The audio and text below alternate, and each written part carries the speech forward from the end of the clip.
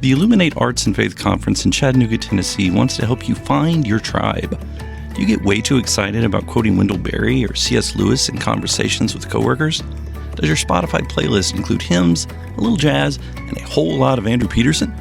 Join your tribe at Illuminate March 31 and April 1 for education and inspiration from speakers Russ Ramsey, Douglas McKelvey, John Hendricks, and others. Find a complete list of session topics and ticket information at southern.edu/illuminate. In 2024, I set out to meet as many poets as I could and spend an hour with each one. I got more than I bargained for, more insight, more clarity, more hope. It's proved to be one of the richest highlights of my life.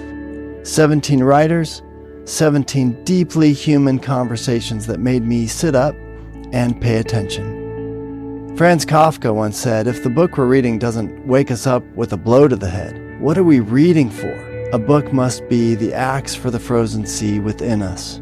And that's what I hope this new book will do. I hope it wakes us up, my friends. I hope these conversations will be the catalyst for something to be reawakened, re-enchanted, and reinvigorated. It's called An Axe for the Frozen Sea, Conversations with Poets About What Matters Most. I'm Ben Palpin, and I hope you'll come and listen in as I spend a little time with poets like Lucy Shaw, Malcolm Guite, Dana Gioia, and Lee Young Lee. Pull up a chair at the table as we dig into what it means to write well and to live well. An Axe for the Frozen Sea is now available from Rabbit Room Press. Visit the store at rabbitroom.com, or better yet, ask about it at your favorite bookseller.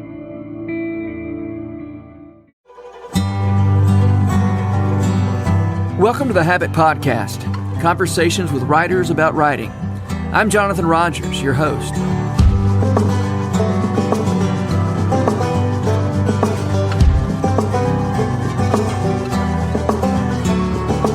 C.S. Lewis scholar Michael Ward is Senior Research Fellow at Blackfriars Hall at the University of Oxford and Professor of Apologetics at Houston Baptist University. He's the author of Planet Narnia, The Seven Heavens in the Imagination of C.S. Lewis.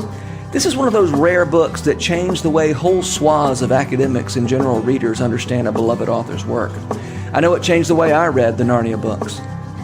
I was surprised to learn that Michael Ward also has had a career in feature films, sort of. In the movie The World Is Not Enough, he handed James Bond a pair of X-ray spectacles.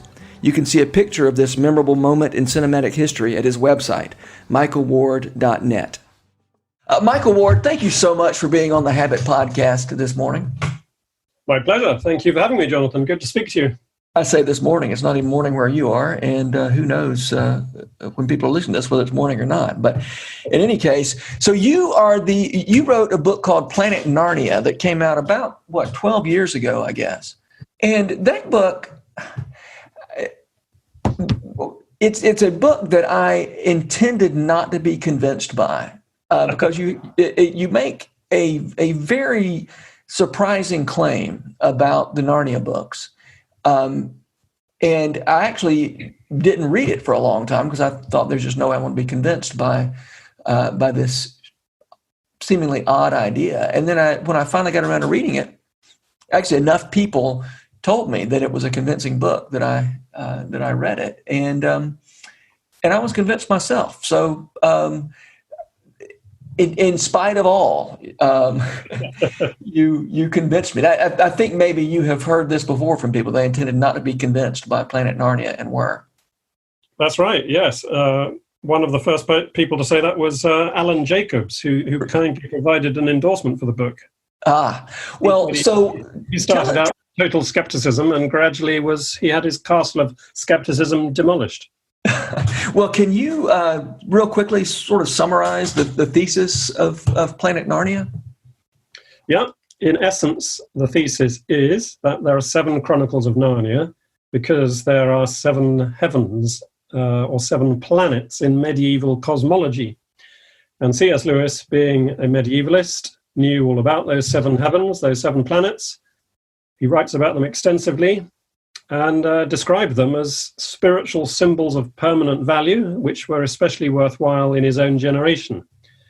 And it's those 7 heavens or planets with their various qualities and attributes and influences that shaped Lewis's approach in each of the 7 Narnia chronicles.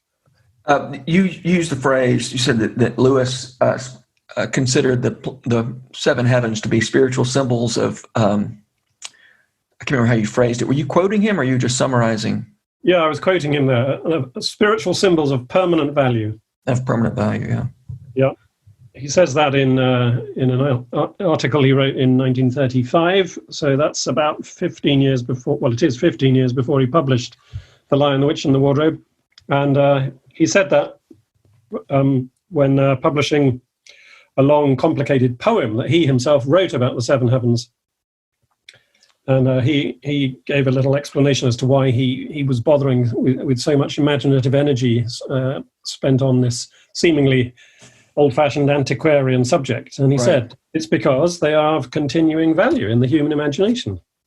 Can you, I suspect a lot of people listening to this podcast won't have opinions about why the 7 heavens, the 7 planets are even worth giving any attention to. Why should we care about the 7 planets, the 7 heavens? Well, it depends how deeply you want to understand the Narnia Chronicles. Okay. I mean, this is one of the things I discuss in my book, the various attempts that scholars have made over the years to find some kind of coherent design or imaginative blueprint to the Narnia series. Because on the surface, they don't seem to have very obvious, underpinnings or overarching schemes to them, either as individual stories or as a series of 7 books. 3 of the books are very, very clearly, it would seem, dependent upon biblical source material. Mm-hmm. You've got The Lion, the Witch, and the Wardrobe retelling the gospel story. You've got The Magician's Nephew, as it were, retelling the Genesis creation account. And you've got The Last Battle retelling within the Narnian subcreated world a version of the final judgment and the apocalypse in the book of Revelation. So the scriptural parallels in those 3 stories are very clear and obvious, but those are only 3 out of 7 books. Right. When you turn to the other 4 books in the Narnia series, it's not very obvious how those relate in the same way to scriptural sources. And that's why lots of scholars and critics have said, well, there must be some uniformly explanatory scheme that Lewis used, because he wasn't a slapdash or a random writer or thinker. Right. And various different theories have been advanced, like the 7 deadly sins or the 7 sacraments or any 7 that people can think of, basically. but the one 7, which is all over Lewis's writings, namely the 7 heavens, amazingly had not been looked at seriously before I did. Mm-hmm. So how does understanding this, the 7 heavens, change our understanding of pick a Narnia book? Okay. Well, I suppose in some ways the most obvious is The Voyage of the Dawn Treader. Okay. Now, it must be pointed out to begin with what the 7 heavens were, which planets they represented. And the best way to explain that is by reference to the 7 days of the week. Because, of course, it's after these 7 planets that we name the days of the week. Why is Saturday Saturday? Because it's named after Saturn. Why is Sunday Sunday? Because it's named after the sun. Monday is named after the moon. Yeah. And likewise with the other 4, though it's a bit less obvious in those 4 cases, because for some reason we use the Norse planetary deities rather than the Roman ones. Mm-hmm. But if you think in Spanish or French, it's obvious how Tuesday is Mars's day, Wednesday is Mercury's day, Thursday is Jupiter's day, and Friday is Venus's day. Mm-hmm. So those are the 7 heavens: the Sun, the Moon, Mars, Mercury, Jupiter, Venus, and Saturn. And so the Voyage of the Dawn Treader, let's talk about that. You could almost guess which planet that was written to correspond with from the title, because the Voyage of the Dawn Treader. this is a journey towards the eastern edge of the world where the sun rises. And, the last few chapters of that book are absolutely drenched with sunlight. Yeah. And the children on board ship, they scoop up pailfuls of water from the sea, and they find that it's more like drinking light than it is like drinking water. But earlier on in the story, too, there have been all sorts of solar elements, if you have eyes to see them. For instance, in that episode where they discover a magic pool on an island which turns everything to gold. Now, of course, gold was the sun's metal. The sun would turn base metal into gold, according to medieval thinking. And likewise, there's that episode in the Dark Island where Lucy prays a desperate prayer, and then a beam of light falls upon the ship, and she looks along the beam of light and sees Aslan within it. And when they meet Aslan at the eastern edge of the world, he's scattering light from his mane. The sun imagery, the gold imagery, the imagery of divine illumination is everywhere in that book. And once you see that the solar symbolism is Lewis's imaginative blueprint, then The Voyage of the Dawn Treader becomes an even more beautiful and brilliant book. Yeah. Well, I do love the way the planets enrich our understanding of these stories. How did you even come to notice these patterns? Where did that even start? Well, I suppose it started fundamentally in my awareness that scholars had been looking for some kind of overarching pattern or scheme to the series. Mm-hmm. And I myself had made a half-hearted attempt to find a Shakespearean basis to the septet, because there are lots of Shakespearean allusions within the Narnia Chronicles. But although I could make that work reasonably well for 3 of the books or 4 of the books, it didn't work very well for all 7. And I eventually abandoned that idea and gave it up as a bad job. But many years later, when I was doing my PhD research into C.S. Lewis, I spent 18 months looking at his understanding of wordless communication and how he thought that some of the most important things were best said silently or implicitly. And so after 18 months of exploring that department of his thought, I then one night was lying in bed reading his poem about the planets, when I suddenly thought, golly, there are 7 medieval heavens and there are 7 Narnia Chronicles. Is it possible that they relate to each other one-to-one? And it became pretty clear to me that they did.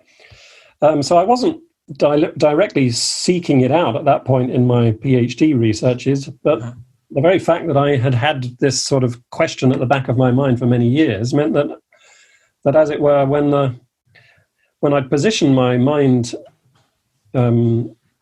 according to Lewis's own, mental intellectual orientation sufficiently, then I suddenly saw what he was up to, and it was a kind of eureka moment, and I felt stunned because I was suddenly seeing in the Narnia books all manner of further sophistication and meaning when I thought I already knew all that they had to give. Yeah. So, as I think you know, Michael, this is a podcast about writing for writers, mm-hmm. And so I'm interested as I was reviewing Planet Narnia in preparation, I was kind of I was thinking in terms of how is it that,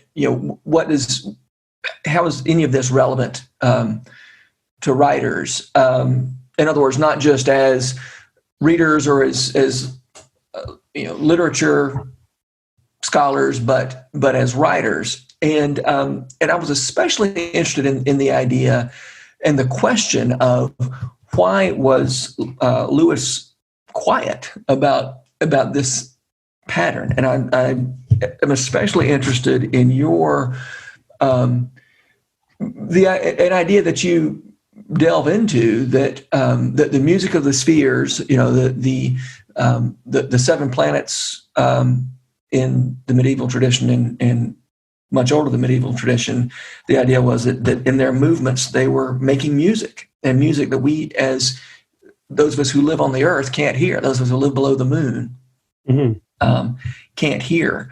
And so, and of course, as you mentioned in your book, the silent planet is Earth, right? And if you're elsewhere in the universe besides the Earth, you can hear the music, but you can't hear the music here. And I think that's very relevant to the world of a writer, right? The idea that that we are, as writers, we are somehow making audible the music that's there all along. We're not inventing music. We are making, the music is there, and we're making it something that readers can hear. And you quote T.S. Eliot, who spoke of music that is heard so deeply that it's not heard at all. I love that. So that's not a question. I guess I'm just opening that topic. Yeah. Okay. So I think there are two main ways in which to answer the underlying question beneath what you've just said. Which, why would Lewis do this, and what does it have to offer any writer? And the two things I would say are one, literary, and two, theological. From the literary point of view, Lewis believed that a success in writing came about through secretly evoking powerful associations. He said that expressions in literature should not merely state, but suggest. And that if the mechanism in a poem was too visible, then we would be turned off. It's like what Keats says, the poet Keats, that we dislike art that has a palpable design upon us. What the reader is made to do for himself has a particular importance, Lewis said, and an influence which can't evade our consciousness won't go very deep. So for all those reasons, he valued as a writer, when writing about anything really, silences, suggestions, and secret associations, so that the reader would not feel patronized or over-manipulated. It's a Socratic approach, isn't it? That you ask questions of the reader, or the student, as it were. You don't spoon-feed the reader or the student with everything you want them to receive.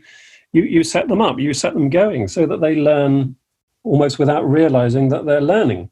That's the best method of writing and of teaching generally. Yeah. So that's the literary reason for doing this. If Lewis wants to communicate the characteristics of the seven planets, well, he could do it directly, and indeed in other departments of his output, he did do it directly. There's a whole chapter on the heavens in his introduction to the medieval worldview, the discarded image. And as I said, he wrote a whole poem explicitly detailing the various influences of the planets. But in Narnia, he wanted to communicate the planetary personalities in a more subtle and artistic way. And, there's that old saying, isn't there, that the art is in concealing the art. Yeah. The art is in concealing the art. You mustn't show your working too obviously, or the reader will, wise up to you, and the magic won't work. Yeah. There's got to be some misdirection, as all magicians know. There's got to be some sleight of hand. And then you're impressed. You marvel at what the conjurer has been able to bring off. Yeah. So that's the secret to all good imaginative writing, whether it be in fiction or poetry or drama or film writing or whatever. You don't want to be too direct. You want to be tangential and implicit. So that's the literary reason for doing this, and what writers can learn from Lewis's example. But then theologically, there's a whole dimension to it as well, which is that, Lewis used these seven planetary archetypes not just to amuse himself from a literary and historical point of view, but because he wanted to say something about his Christian faith. He's talking about the Christian life in each of the Narnia books fundamentally, and how the children relate to Aslan. Yeah. But it was a fundamental part of Lewis's belief about the Christian life that we can't study God as if God were a subject to be got up, like you would study a railway timetable. You can't put God on the laboratory table and cut him open and look at him as if from an external spectator's point of view. You can't do that with God, because God is the source of all being. Yeah. God is the very means by which we know anything at all. So our knowledge of God is in a fundamentally different category from our knowledge of created things. Because it's by God that we have the capacity to know at all in the first place. So for Lewis, there's a fundamentally participatory element to our relationship with God, that we're already in God in one sense before we know anything about God. We have an enjoyment of God before we have any kind of contemplation of God. And it's that kind of intrinsic, innate, inescapable, participatory knowledge of God that Lewis is symbolizing by means of the planetary symbol in each Narnia chronicle. So that the children in each book, and indeed we, the reader, as we read each book, we don't know that we're being, as it were, upheld by a mighty solar spirit in the Voyage of the Dawn Treader, which is informing everything and coloring everything and shaping everything to a particular end. We don't perceive that with our contemplative intellect. We experience it from within. We're just thrown into a solar world, as it were, and we're left to breathe it in unconsciously, as it were. And that's how, in many respects, our knowledge of God goes. That we know God much more like breathing an atmosphere than we know him like studying a subject. That's Lewis in his book on the Psalms. And so, again, all that I said about the literary purposes behind this, the indirection and the secret associations, which pertain to all good writing, they pertain doubly so to the communication of a Christian's relationship with God. And this idea of enjoyment of God before we enjoy God before we can contemplate God is pretty interesting. It seems to me pretty relevant to the work of a writer with theological concerns, as a storyteller, with theological concerns. And as you say, Lewis, in his academic work, was speaking directly of these matters, and in his stories, he was creating atmosphere that we could breathe and inhale. Yes, absolutely. And then in that atmosphere, that's what really does its work on us, is that ability to the fact that we can inhabit this world rather than treat it as a subject. That's good stuff. I love it. Yes, and I think that's one of the ways in which inexperienced writers, junior writers, and less good writers, they fall down when they're trying to communicate aspects of the Christian life, because they turn their fiction into a thinly disguised scripture lesson, or they want to communicate points of doctrine. Yeah, and there's nothing wrong with that in itself, of course. Lewis does plenty of that himself, but the point is that before you ever get to those discrete moments of theological apprehension, you're already living a life in which God is, as I said, the one in whom we live and move and have our being, to quote St. Paul in the Acts of the Apostles.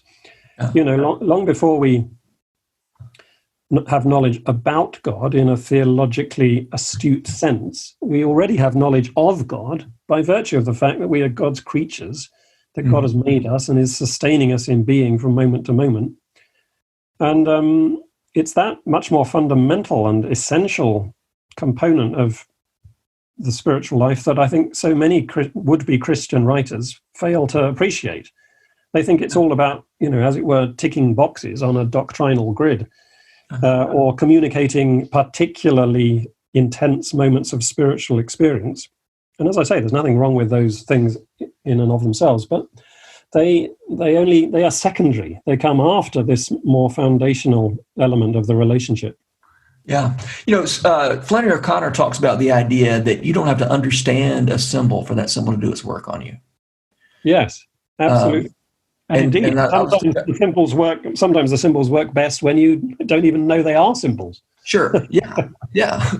And it takes a certain amount of confidence. Do you really believe that the world is shot through with meaning? And if you do, then one thing that means is that it's not my job to create meaning. It's not my job to if I truly believe that the world is shot through with meaning, then I can depict the world God made, and the meaning in one way or another will make its way out. Well, yeah, let's hope so. If you're a half decent writer, then it will make its way out. But there's nothing inevitable about that. That's true. That's why there is such a thing as a bad writer. Yeah. But this idea, this seems relevant, and you were quoting a writer, Farrer. Our ignorance of what we are does not make us cease to be, and our unawareness of the profound levels of our imagination neither abolishes them nor prevents them from acting upon our wills, nor even upon the wills and minds of others. And your point there being, this was in the context of you talking about, why Lewis didn't feel the need to explain himself. With the seven heavens, and the fact that we don't know reality exists outside us, and whether we acknowledge it or not, it is having its impact on us. And it seems to me in to such a large degree, the writer's job is to make obvious or make visible that which most of us aren't paying close enough attention to notice. Well, I'm not sure that I would entirely agree with you. Okay. I think it's because the whole point of my book, Planet Narnia, is indeed to make visible something which I believe is there in the Narnia books. Yeah. But C.S. Lewis himself carefully hid it. He did not make it visible, but he nonetheless made it knowable. That's what I'm trying to get at. That we know things even without knowing that we know them. That's the point. Yes. Thank you. In that quotation you just gave from Austin Farrer, he said, "Our ignorance of what we are does not make us cease to be, and our unawareness of the profound levels of our imagination neither abolishes them nor prevents them from acting upon our wills." So there he's saying one's awareness is not the key thing. It's the very fact of imaginative power that matters, not the degree to which we are aware of it. And that's, that goes back to my point about Keats and the palpable design, that if the writer makes their design too obvious, too visible, so that the reader does become aware of it, as it were, then the reader begins to feel manipulated or patronized. There's nothing subtle about it. There's nothing profound about it, because it's all there on the dashboard of the screen of his mind, as it were. There's nothing getting below the radar. So the point is to communicate your point without making it obvious. Yeah. Okay. I love that clarification. Thank you for pushing back on that, because that's great. I mean, the difference between making something knowable and making something visible is an interesting distinction and a helpful one. Yeah, and it all ties back into this fundamental distinction in Lewis's thought, the distinction between looking at something and looking along something. And this was a distinction that he discovered in his mid-20s, and he said that as soon as he discovered it, he immediately regarded it as an indispensable tool of thought. And I think you can't properly understand C.S. Lewis unless you understand this distinction in his thought between looking at and looking along. He uses an image of a beam of light in a tool shed. It's written in a short article called Meditation in a Tool Shed. Yeah. You probably know it, but for readers who might not be familiar with it, let me just quickly summarize. He's standing in his dark tool shed one sunny day. It's bright outside, but it's dark inside. And through a crack at the top of the door, he can see a beam of light slanting down into the tool shed, and he can see little particles of dust floating in that sunbeam. And he uses that as an image of one kind of consciousness that we have, which he calls contemplation, when you're outside an experience, inspecting it from a distance. And then he moves his position so that the beam of light is no longer falling on the floor of the tool shed, but now falling directly on his eyes. And instantly, he says, everything changed. He no longer saw the tool shed, and most importantly of all, he no longer even saw the beam of light, because he now looked along the beam of light, and by looking along it, he saw something quite different. He didn't see the beam, he saw that which the beam of light illuminated, namely the crack at the top of the door and the leaves on the tree moving in the wind outside. And that's what he calls enjoyment consciousness, looking along the beam. When you're standing inside an experience, you're not holding it at arm's length, inspecting it with kind of supposed scientific neutrality. No, you're participating in it. You're inhabiting it. It's becoming personal to you. And that's the much deeper and more humane way in which we know things. But it inevitably involves a kind of invisibility, because once you're inside the beam vanishes. It's no longer an object of your vision. It's now the medium of your vision. And that's so fundamental to Lewis's whole approach as a thinker and writer that every would-be writer, I think, ought to study that Meditation in a Tool Shed and look at the implications for their fiction or poetry. Yeah.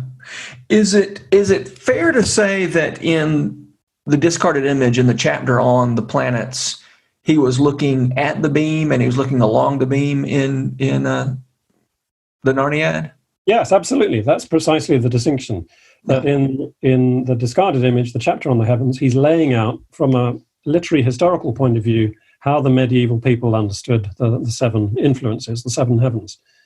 And then in that poem that I mentioned, he's giving his own contemplative account, but this time from a poetic point of view, not a scholarly point of view. And indeed, in the Ransom trilogy, the Cosmic trilogy, he uses the seven heavens again, and again does it directly and explicitly, so that the reader is aware that this is the subject of what they're reading. But in Narnia, he uses the seven heavens in a way which circumvents our contemplative consciousness. He just throws us into a Jupiter-filled world in The Lion, the Witch, and the Wardrobe, and a Mars-filled world in Prince Caspian, and a sun-filled world in The Voyage of the Dawn Treader, and so on 7 times over. So he's practicing, as it were, what he preaches elsewhere about the importance of communicating not through savoir knowledge, but through connaître knowledge. That distinction between the two modes of knowing, savoir and connaître in French, to know about something, savoir, or to know of something, connaître, knowledge by acquaintance. Mm-hmm. It's the same in Spanish, saber and connoisseur, and you get it in lots of languages, actually. That it's built into the very structure of the language, these two modes of knowledge that we have. But in English, for some reason, we don't have that distinction. We have to flesh it out by talking about knowledge by acquaintance, which is enjoyment consciousness, and knowledge about things from the outside, which is contemplation, consciousness. That's such a helpful distinction.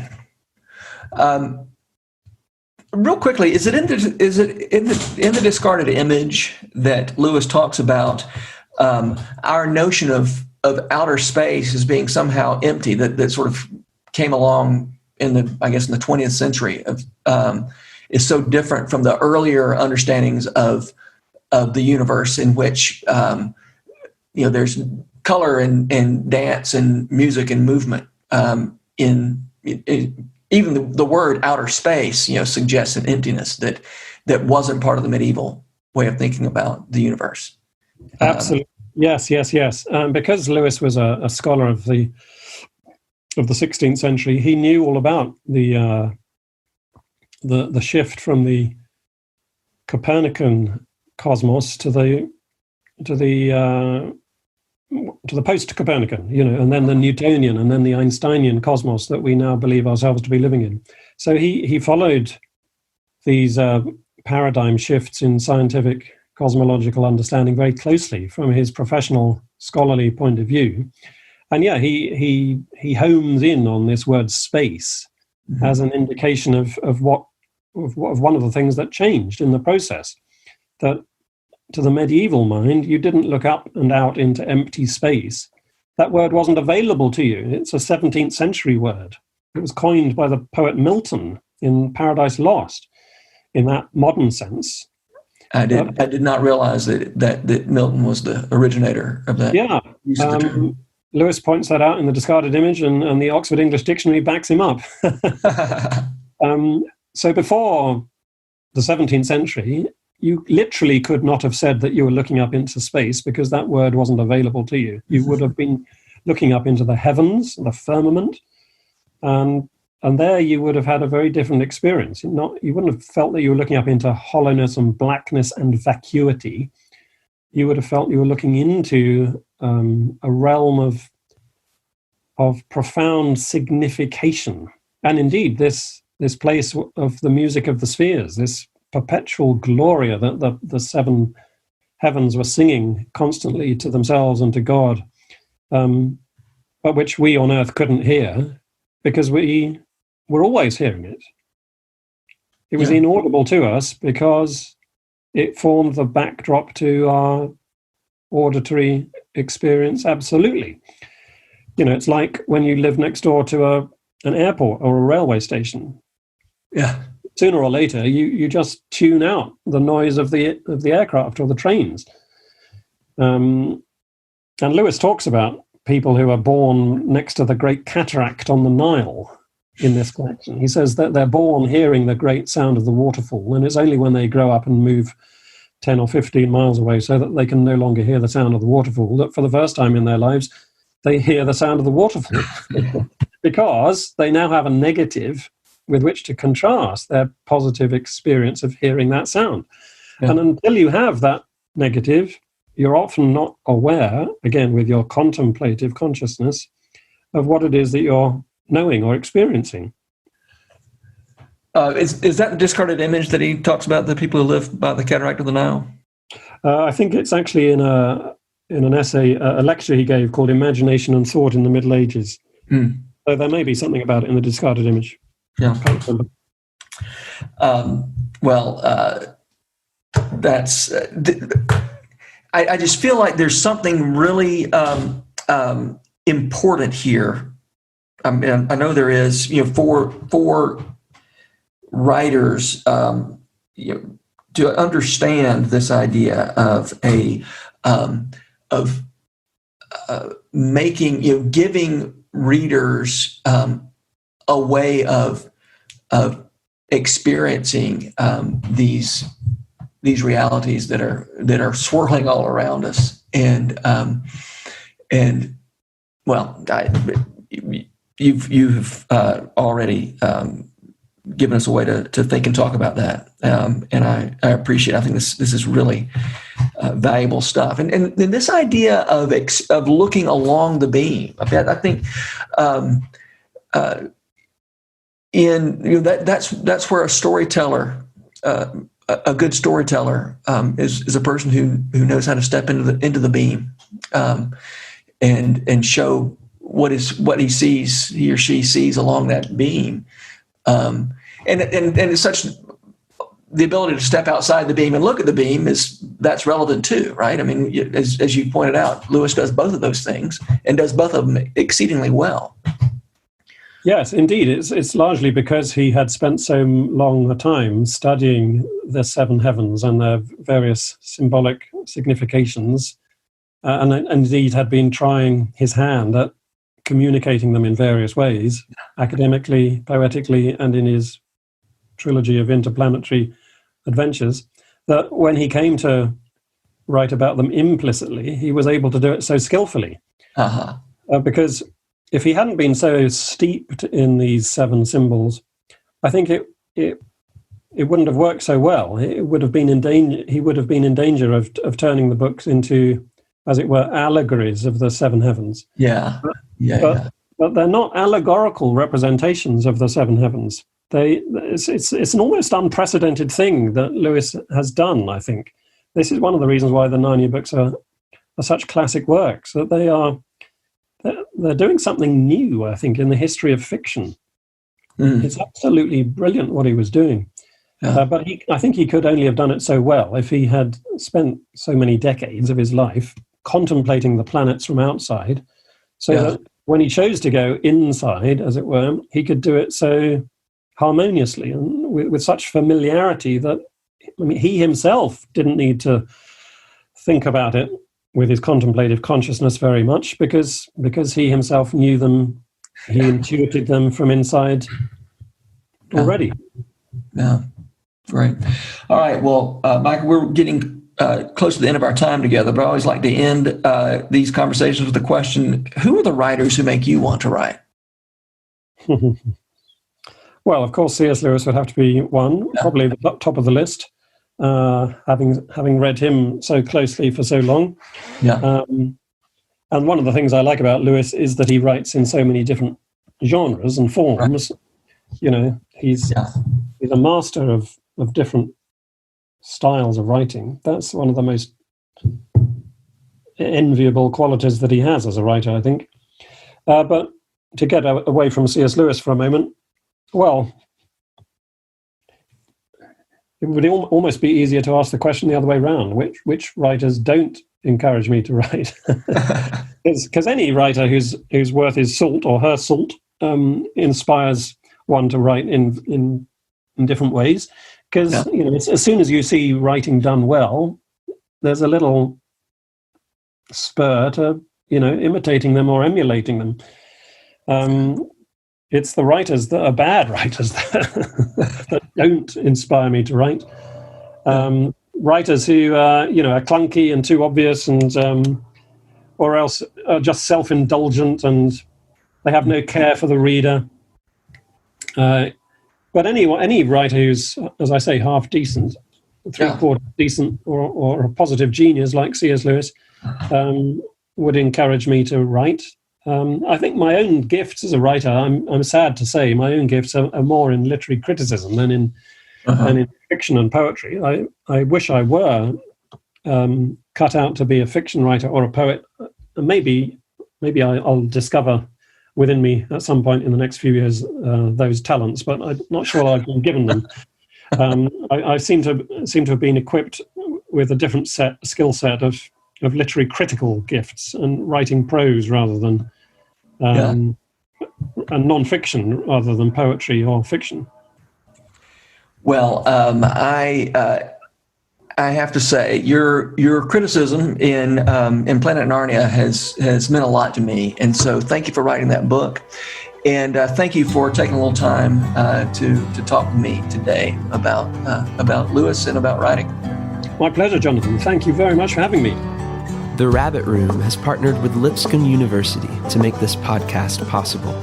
Lipscomb has graciously given us access to their recording studio in the Center for Entertainment and Arts building. We're so grateful for their sponsorship, their encouragement, and the good work they do in Nashville. Special shout out as well to Jess Ray for letting us use her song Too Good as part of this podcast.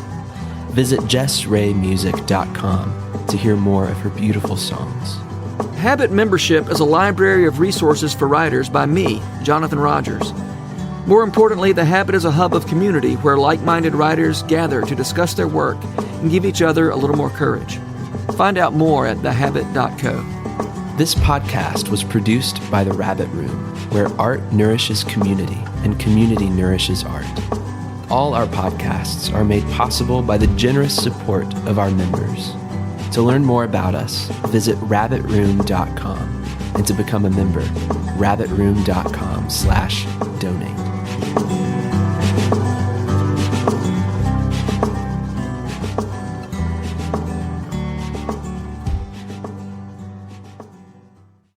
If you've enjoyed this podcast episode, consider joining the Rabbit Room membership.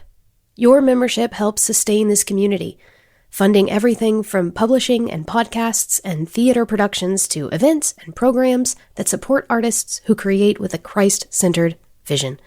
We'd love to have you on board. Learn more at rabbitroom.com/member.